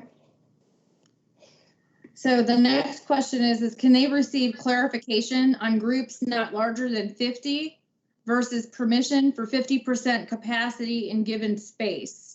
We are unsure as to how much leniency we have when considering these two seemingly opposite concepts. And Commissioner Brown is looking at me to answer that question. If it is a healthy at work, or if it's a specific location like a theater or a bowling alley, or if there's a specific guidance and it says 50%, then that's 50%. I think the question we were having about the band was, this is a separate group that you're talking about working with, and the 50 people mostly refers to if you are going to have a social gathering, if you're going to pull people together for that type of event. So my understanding, and again, it does sound confusing at first, but the 50 people has to do, if you're pulling a group of people together for an event, you don't want more than 50 people. If you've got a setting, a work setting, or an entertainment setting where it says there can be a 30 or a 50% capacity, then that would be the number that you would go by. I hope that makes that a little bit more clear. And I'm very hopeful that 50 people that John has been concerned about with the band, I'm hoping that we'll get the same that the music program would get the same type of guidance that the athletic program does. And if the athletic program allows the whole football team to stand on the sidelines spaced apart, then the band should be able to do that as well. But that is not the gospel. That is not the word of the cabinet or the governor's office. That's just me speculating. And by next week, we will have some confirmation on that. I'll get that to John so he can share that. The next question we have that says, are gaiters worn around the neck and pulled up on the face acceptable as a face covering or for staff or students? If that is a double ply contraption, okay, sorry, my camera's moving around. If it is a double ply gaiter, I've seen some videos where they just put a single bandana around the face, and with the sneezing and coughing, there really wasn't much. It wasn't a lot of a barrier. But if it's something double ply that they can pull up over the nose, then I would say that would be acceptable. Okay. All right, the next question is on the guidance for preschool, and I just want to add that next week's webcast will be focused on Greta Hilton from our associate commissioner will be joining us for preschool and special ed. So we will be sure to, I don't know if she's on the webcast today. I can certainly ask the question and see if she's on. Greta, are you on? I am, yes. Okay, I'll go ahead and ask this one just in case they're not able to join us next week. We are requesting more guidance for preschool. Must we follow the child care center requirement or more with K-12 healthy at schools? We are looking for permission for groups larger than 10. Thanks, Tony. I believe that's something that we will be addressing next week, but I think Bill Buchanan may be on the line. So if he is, he may want to touch on that for just momentarily. Thank you, Greta, and thank you for this question.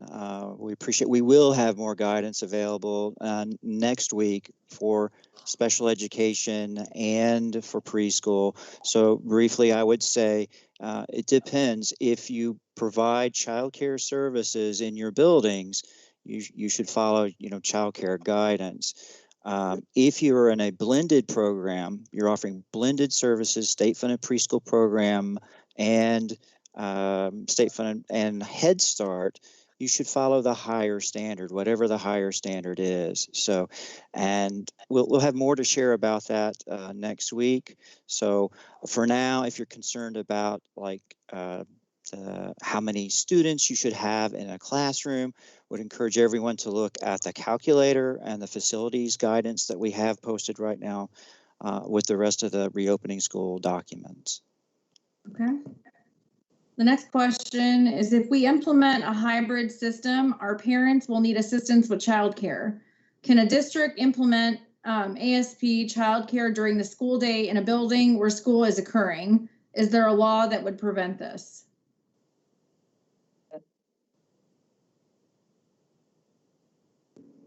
Is this childcare for, assume for the general public, not just for employees of the district, I assume? Is that?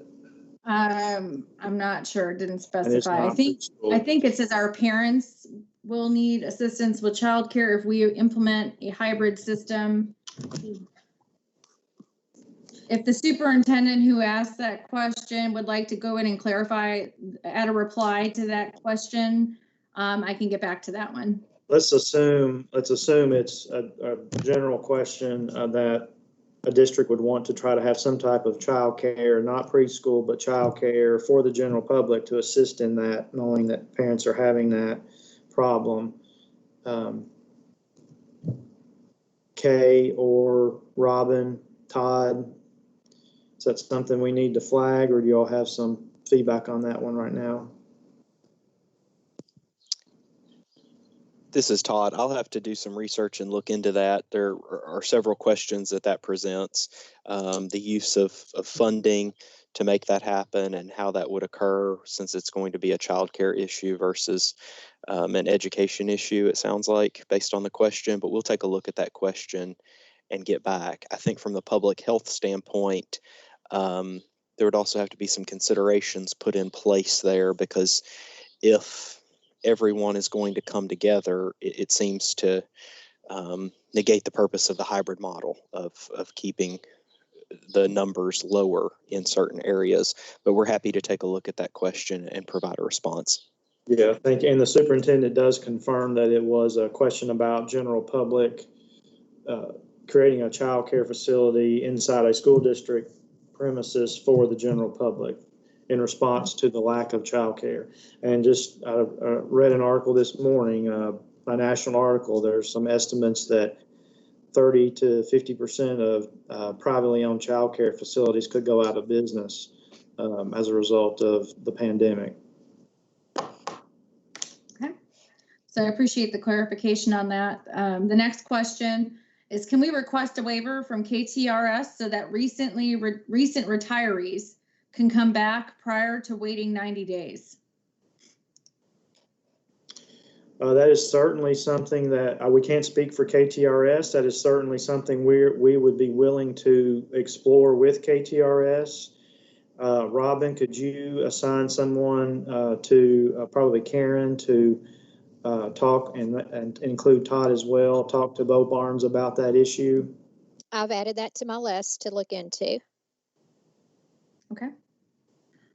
Next question is, are most schools requiring a COVID-specific release for the 2021 school year? I assume this is a liability release. Not sure. Say it. Can you repeat the question? Are most schools requiring a COVID-specific release for the 2021 school year? Yeah, I'm assuming that would be a liability release on paper, and sometimes those releases are about worth the paper they're printed on anyway. But Todd, do you want to comment on that? Sure, I certainly, as I always do, put the caveat in that I can't give legal advice, but students are under our state constitution guaranteed a free public education, and we can't condition that on them signing away their rights. So we certainly can't indicate that we're not going to provide educational services to a student unless they somehow release the school district. We can go back and provide some information that we've previously provided to school districts on their liability concerns in these situations. We've had a few webcasts previously within the past few months that talk about the liability protections that are already built in for school districts. So there are already quite a few preferential liability aspects for school districts. But if we're talking about conditioning a child's participation in public education on their parents signing a release, I think that's going to be problematic for school districts. And related to that, there are some conversations going on at the federal level, and then maybe even at the state level for when the General Assembly comes back. But I know there's some discussions, and we've had some discussions with Senator McConnell's office. There's some liability relief provisions being discussed for private businesses and others. And I think the schools have been included, or at least in the discussion about what something might look like at the federal level. And I know KSBA and other K groups are also monitoring that issue at the federal level. All right, our next question is, will preschool and or kindergarten students be required to wear a mask on the school bus? Well, that is, according to our flagship guidance, the first grade and up are required to wear a mask on the bus. And while in class, kindergarten and below were not included. I would personally not let my granddaughter get on a bus without a mask on. You've got a very enclosed area, but that's personal opinion. According to the flagship document, no. And that is consistent with the information that we have been sharing with transportation directors as well. Again, to just echo Dr. White's comments, we certainly wouldn't keep a child from wearing a mask on the bus, should their parents like them to do so, but kindergarten and below.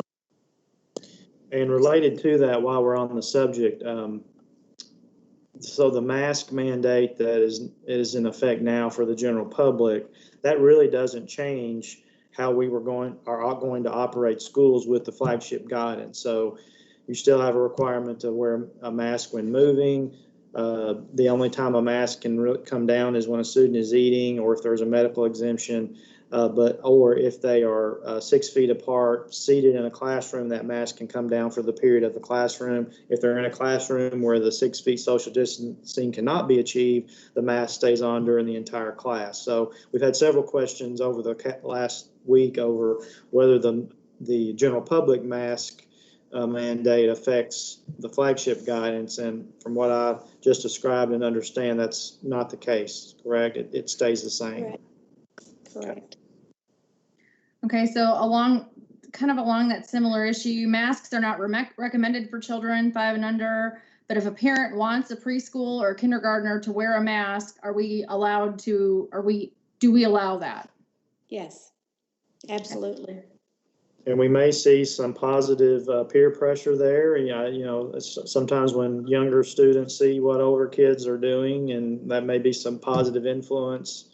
We're already seeing some of our stores have masks that they're producing along with the back to school clothes, that are in designs that are attractive for students. So it very well may be the case that our kindergartners and preschoolers will want to have them on. If she had a pink mask with glitter on it, my 4-year-old would be wearing it. You betcha. All right. Can the cashiers in the cafeteria wear face shields, or do they have to wear masks? Masks are recommended. They can put a face shield on over that for eye protection if they so desire. But the face shields we've discussed before does not come close to the protection that a face shield does. A mask does. The point of the mask is to be the barrier between the droplets from the nose and mouth. And if you have a shield on, that does protect your eyes somewhat, but there's a great amount of space all around that face shield where those nasal and respiratory, those droplets from the mouth and nose can come out and land on others, as well as it doesn't protect you from other people's respiratory droplets. And I think we also had a discussion in previous webcast that if for some reason your cashier had a medical exemption, asthma or some other reason that the doctor said could not wear the mask, maybe the next best thing would be to see if they could wear a face shield, even though it does not provide the same level of protection as kind of a plan B. Is that correct? That's correct. And exemptions, we're going to be having a conversation with our school nurses about that. Exemptions should be very few. There are very few people that a face mask really interferes with breathing. They may not like the way it makes you feel, but certainly if you are a child with asthma, you definitely want to be wearing a mask, because if you don't, then you are exposing yourself to all those other people who aren't wearing a mask. And that is not a diagnosis you want to have if you have an underlying asthma condition. Okay, I just want to provide an update that Karen Dodd just provided. The dashboard for the family surveys now includes total respondents by district. So a huge thank you to KY Stats for being very responsive to our requests. That was a big turnaround in a record time. So if you go to your dashboard, you should be able to see the total number of responses per district. So thank you for that. The next question that we have, will kindergarten classrooms be able to follow the same health guidelines as preschool in regards to working in small groups without face coverings?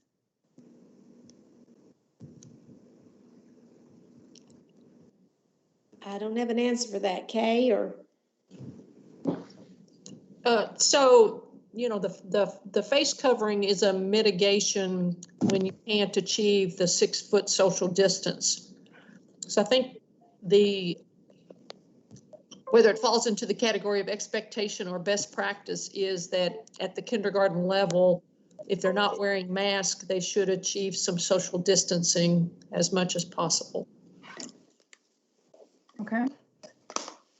And Next Tony, question. may I add another comment on your previous question? Sure. About the medical exemption. I've had contact from a superintendent concerning there is he informed me that there is a medical provider in his community who has advertised that he, as a medical provider, will give a medical exemption to anybody that wants one for wearing a mask.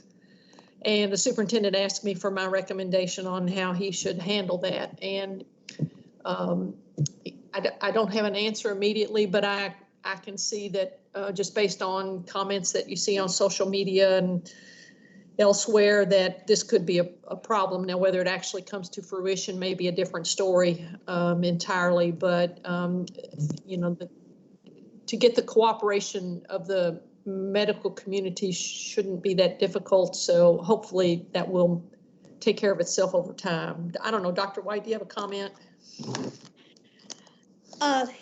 Just as this meeting started, I sent an email out to Angie McDonald and Dr. Meserly and Jan Bright and others in KDE, and I think this is an issue we need to address. I would like to think that the medical profession uses professional judgment, but that's a phrase that I'm finding has a different definition to different people. So I think it will be something that we will need to address. I don't know what that will be, but I think we'll need to address it in some way. We have looked at other states and have not seen any kind of listing of what a medical exemption is.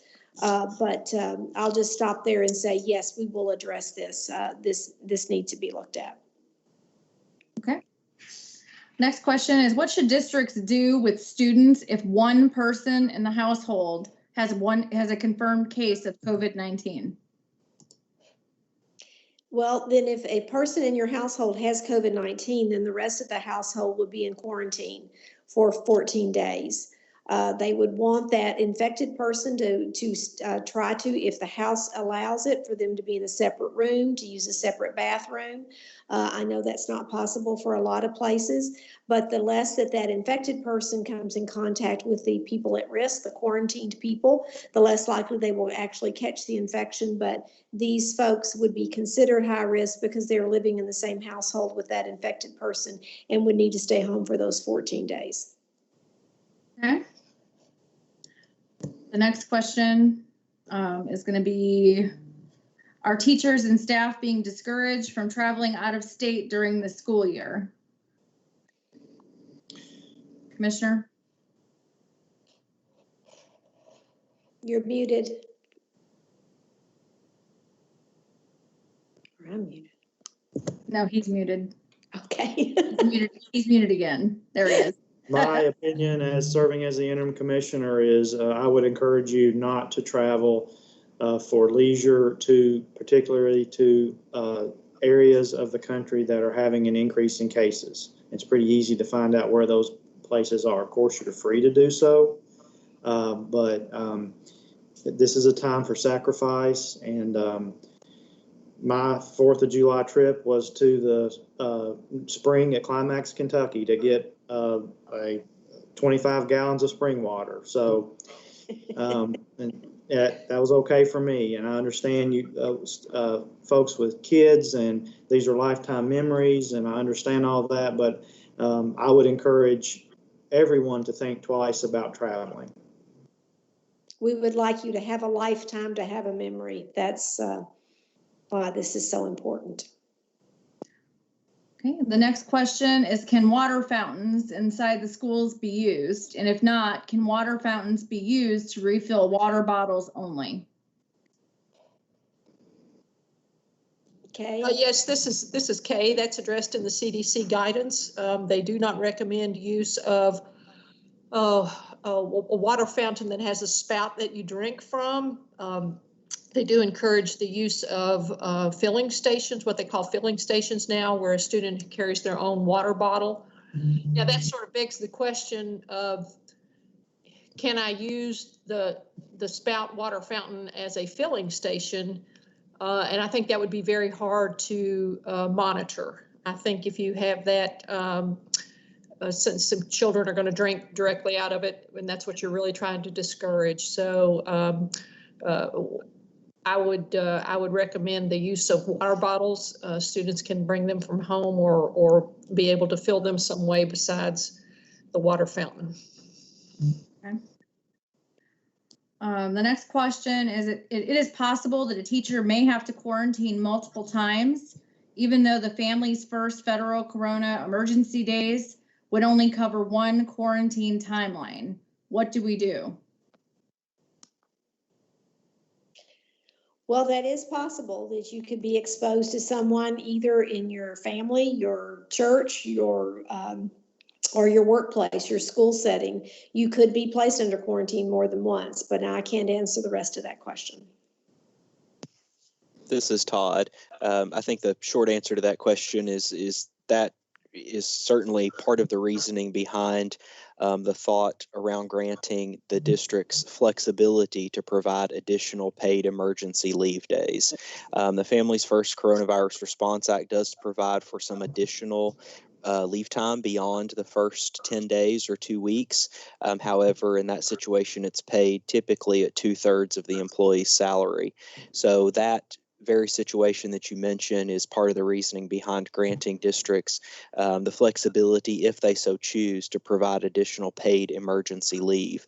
If they choose not to do that, then obviously employees would have the ability to utilize other leave that they may have accumulated consistent with local board policy to cover that absence. Okay. Robin, there's a question here in regards to FEMA. In their FEMA application briefing, they have been told that the district will have to pick up 25% of the cost, with FEMA picking up 75%. They're wondering why the state is no longer picking up the 13%. Tony, let me follow back up with that. The Department of Education is scheduled to have our own briefing, and we're going to get that clarified, because I've heard, just like the district is asking, I've heard two different versions of that. I've heard that there's no longer going to be a match required by the locals, and I have heard there is a match. So let me make sure, as we find out from our partners in emergency management and FEMA, to make sure that we get clarification on that for our districts. Okay, sounds good. All right, the next question. Will schools be able to host any kind of meet the teacher / kindergarten camp / open house if they limit the number of people attending and use social distancing and safety measures? Would you say that again? This is about open houses? Yes, if they can, meet the teacher, open houses, if they limit the number of participants and use social distancing and follow the safety measures. I would say that would be a doable project if everybody, if the whole idea is don't come unless you have your mask and people are aware of what those parameters will be. I think that would be like people planning their church service. You put those parameters into place and have an expectation people will follow them. Okay, there's going to be 2 questions for John. I would just, before you get to that, Tony, I think that would, the open house issue might involve, having appointments or time slots for, last name begins with A through F, come at this time, et cetera. And then also, of course, continue to make virtual options an option to meet the teacher virtually. You will still have parents, even if you provide the opportunity, that there's a fear factor there. They may not don't feel comfortable being out yet. And so to continue to encourage you to try use your virtual various technology platforms to provide another alternative. Yes, and excellent point. You certainly don't want every parent in the whole school system there at the same time. So that's a great point. I thought that, but I guess I just didn't articulate it. It's just so obvious to me. So thanks, Commissioner. Well, and this is Dr. Meserly, and we still are in the groups of 50. So an open house would be no more than 50 individuals. And that's a total of 50, including the teacher. Correct. And everybody, so that's a total of 50. Okay. So for John, KHSAA has delayed moving into phase 3 through August 2nd. Does KMEA have any plan to delay phase 3 for marching band? Well, this is right along, Tony, with the 6 hour. That's what KHSAA did, and I was looking in the paper today that they moved their, and it said in the Richmond paper that they moved their timeline back until August 3rd, and it didn't even mention in the article, oddly to me, the 6 hour limitation in time. That was the thing that I'd gotten all the comments or questions about. So I think combined with those two things, I've got on my computer, and I'm not in a Zoom meeting or something like that, I've got a document that we have started working on, and I've got my band people looking at it, and we hope to come up with something that reflects in what ways bands are like the fall sports and in what ways the band is not like the fall sports. Are we in fact somewhere between, let's say, golf and soccer? We are trying to come up with some rationale for that and put that down and help schools understand it in totality as best we can. Of course, it's going to be up to the schools where they go, but we want to provide those options and maybe put along with that, as I'm thinking about it, some sort of what kind of risk, because as Dr. White says, everything's a risk. Now, how much risk is it? What's your cost? What's your benefit? What are you doing? So we want to provide that, and we hope to as quickly as possible. Now, here it is Tuesday, maybe by the end of the week, beginning of next week.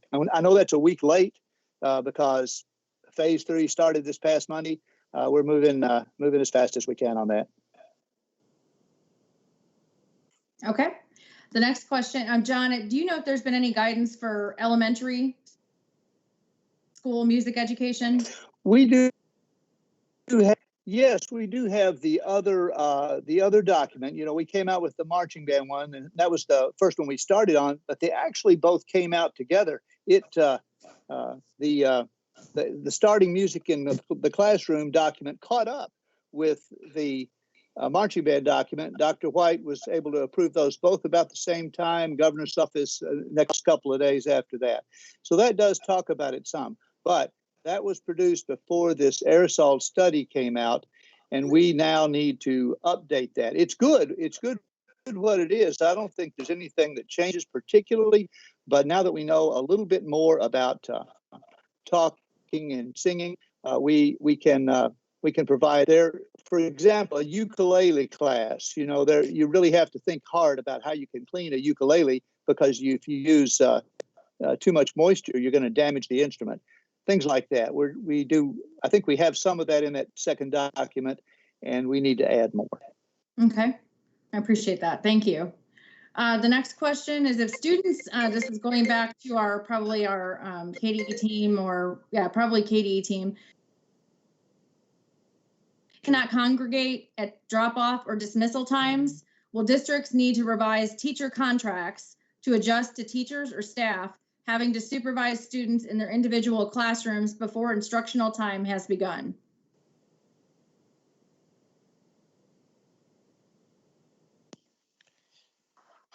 Tony, this is Todd. I didn't catch all of that. My internet may have gone spotty for just a moment, but as I understand it, the question was about teacher contracts and additional time. So school districts take a look at their current school policies. A teacher contract day is typically at least 7.5 hours. I know that, the department employs several teachers at KSB and KSD, and we often refer to other duties as assigned that may be assigned within the school day. So incidental duties may be assigned within that period of time, and it may slightly increase the length of the school day, no doubt. But so long as those are incidental in nature, the school contract, the contract that they have with the employee, provides for a number of days, not a number of hours per day. Okay. All right, and I think we've got time with 4 o'clock approaching for one more question. So I will go ahead and go with who has the ultimate authority in determining what school looks like when returning? Is it the SBDM that normally makes curriculum decisions, or is it the school board that should approve all plans and decides to return or not virtually?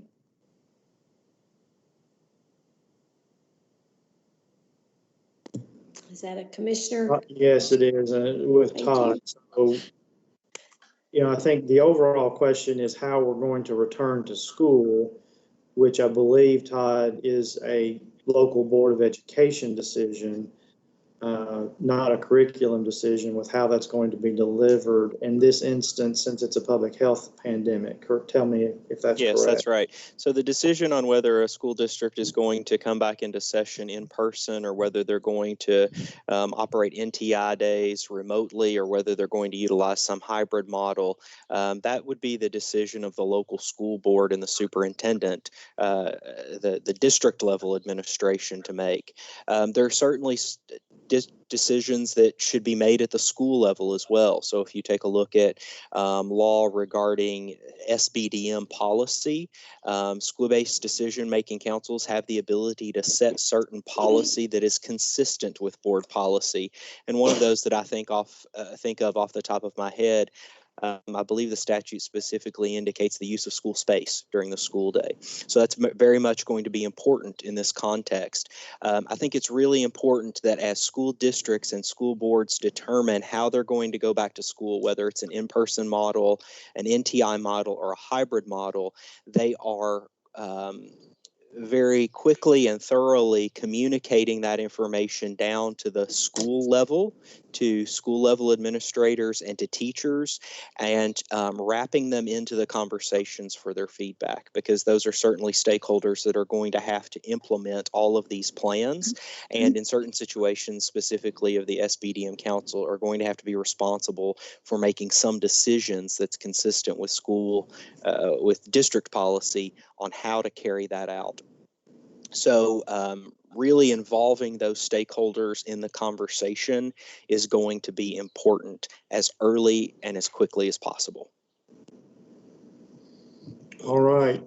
I think that winds us up, Tony. Todd, you're going to have the last word. I do have a closing comment. We know there are several things we still owe you from last webcast. There's several. If you remember last webcast last week, that was the webcast of the thorny issues. And we flagged many questions. We have not been able to answer all of them. We want to get those to you in writing by Friday. These are again around half a dozen questions I think we had from last week. Want to get those to you before the weekend and not wait until the next webcast. Sorry we don't have those for you today. There's some complex issues we're still working through. Several other things we are working on that we're hearing from you. Discussion about instructional minutes and the allowance for the 5 minutes between classes. Hearing, obviously, 5 minutes between classes doesn't allow for, never contemplated, disinfection, temperature checking, all the other things we're asking you to do and you're being asked to do. So we're taking a look at what does that look like? Do we need to have any kind of waiver or guidance from us on time? Some other things we mentioned about we need to get you some more just some guidance, or at least collate the guidance together that we've already issued regarding time off and what do you do under various circumstances. We will be issuing that executive memoranda pursuant to the governor's executive authority probably this week that extends the emergency leave provisions of Senate Bill 177.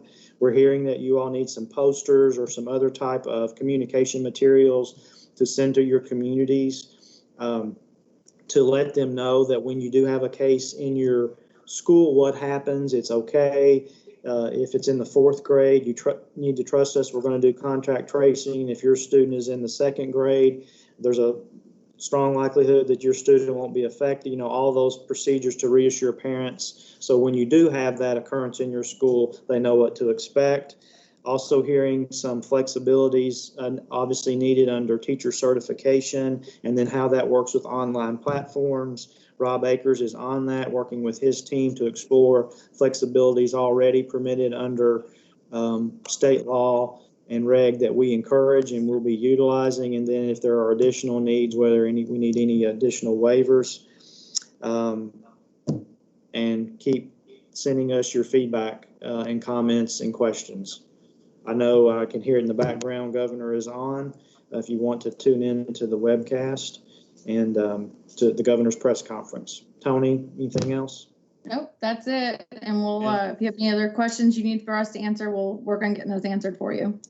I've already had conversations with Dr. Glass. He's excited to start. I think it's going to be a great partnership, and he's looking forward to getting here. So unfortunately, he is going to let me preside over the opening of schools, and he will be presiding over the district he's in Colorado. So, but you all are stuck. So y'all are stuck with me at least till probably till mid-September.